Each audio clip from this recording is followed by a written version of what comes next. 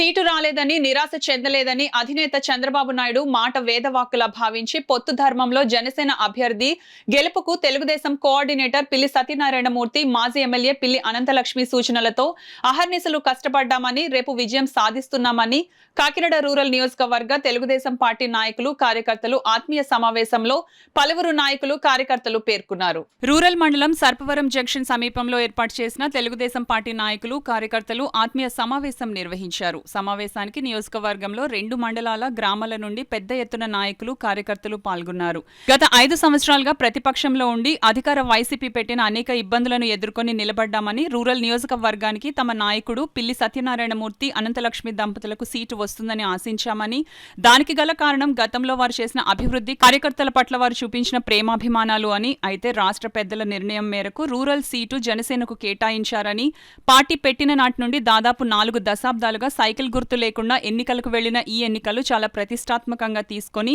జనసేన అభ్యర్థి గెలుపుకు పనిచేశామని, రానున్నది ఉమ్మడి ప్రభుత్వం మనదేనని, చంద్రబాబు ముఖ్యమంత్రి కాబోతున్నారని, గతం వలె మన గ్రామాలను మళ్లీ అభివృద్ధి చేసుకునే అవకాశం ఉందని ఏకఖండంతో నినాదాలు చేశారు.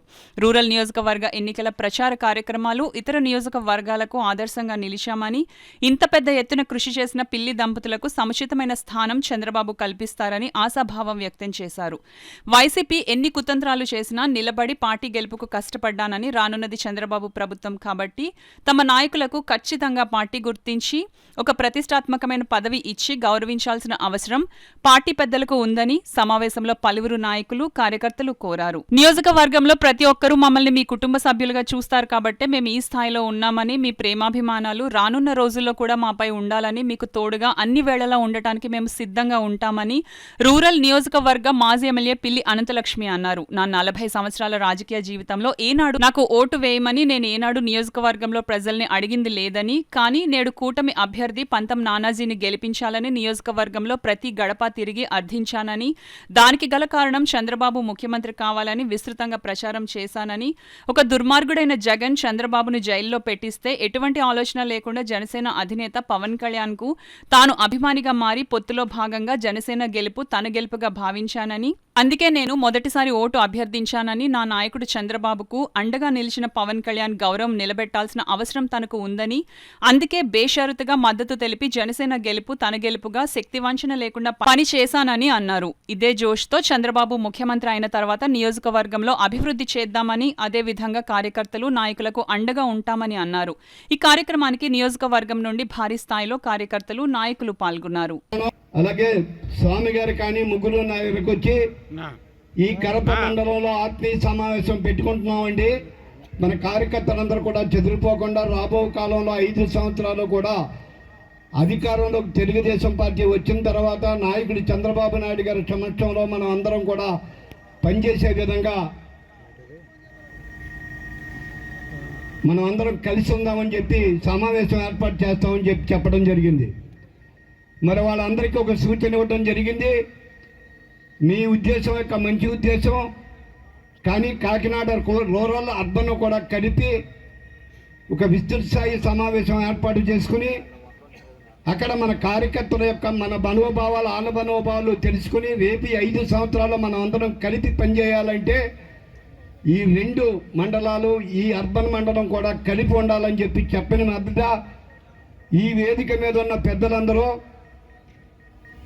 మరి దానికి చేయూతనిచ్చి ఈ కార్యక్రమాన్ని ఏర్పాటు చేశారు. దానికి వేదిక మీద ఉన్న పెద్దలకు పేరు పేరున, అలాగే ఇక్కడికి వచ్చేసిన వివిధ గ్రామాల నుంచి, ప్రతి గ్రామం నుంచి వచ్చేసిన సోదరి సోదరమణులు, తెలుగుదేశం పార్టీ కార్యకర్తలందరికీ కూడా పేరు పేరున ఉదయపూర్వక నమస్కారాలు, ధన్యవాదాలు. మేము ఒక భార్యాభర్తల కింద కాకుండా ప్రతి సోదరికి నేను పుట్టింటి ఆడపడుచు, ఏ గ్రామం వెళ్ళినా అక్కడ అందరూ కూడా నన్ను ఆశీర్వదించి ఒక పుట్టింటి ఆడపడుచుగా నన్ను అందరూ కూడా స్వాగతం పలుకుతూ, ఈవేళ మేము 2023లో పంతం నానాజీ గారు టికెట్ ఇచ్చిన తర్వాత పవన్ కళ్యాణ్ గారు పొత్తులో ఉన్నారు కాబట్టి, ఆయన చంద్రబాబు నాయుడు గారు బీజేపీ కలిశారు కాబట్టి ఈవేళ కాకినాడ రోడ్లో ఇంత కష్టపడి మనం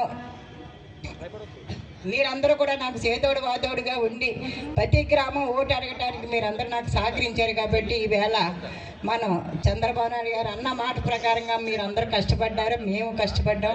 పంత నానాజీ గారు నెగ్గించుకుని ఆయన ఎమ్మెల్యేగా నెగ్గిన తర్వాత మన చంద్రబాబు నాయుడు గారి దగ్గరికి వెళ్ళి మేము ఈ గ్రామాల్లో టీడీపీ తరపున మేము అందరికీ కూడా ఈ వాగ్దానాలు ఇచ్చామండి, ఇది చేసాం అవి చేసామని అన్నీ కూడా మనం అందరూ వెళ్ళి చెప్పి చంద్రబాబు నాయుడు గారికి గిఫ్ట్ గారు కాకినాడ రూరల్ నియోజకవర్గం ఇవ్వడానికి మీరందరూ సహకరించారు కాబట్టి అదంతా మీ పేరే వస్తుంది. కాకినాడ రోడ్లో కార్యకర్తలు లీడర్స్ అందరూ కష్టపడ్డారు కాబట్టి ఈవేళ మనం నెగ్గగలుగుతున్నాం.